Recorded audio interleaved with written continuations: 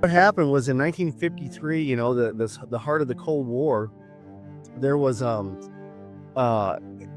radar up here, the Keweenaw Peninsula, detected a bogey, essentially an unidentified flying object, a UFO, over the middle of Lake Superior, and they scrambled a U.S. Air Force F-89C Scorpion jet out to intercept the UFO and to you know, if you get some eyeballs on it, to check out what it was, not necessarily shoot it down.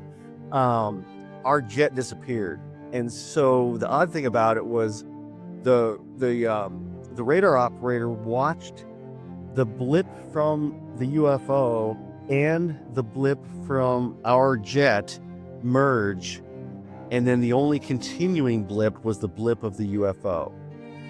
And so no physical evidence of a crash has ever been found. There were two airmen aboard the F-89 up here over Lake Superior. There was a pilot and a radar observer. Lieutenant Gene Moncla and Lieutenant Robert Wilson, who was the radar observer, disappeared, and it was really hard on the families because they just don't have many answers to what happened. Yeah, so the Air Force told after the inquiries and the accident board investigated.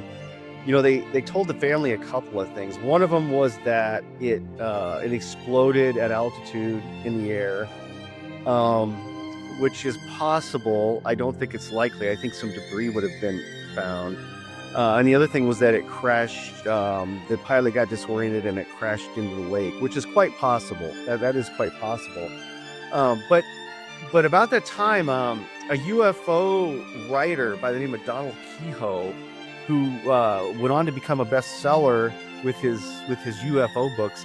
In 1955, he wrote a book called The Flying Saucer Conspiracy, and he talks at some length about the Kinross incident. And he thinks that was a bellwether in sort of the early Project Blue Book and UFO annals in the country's UFO history.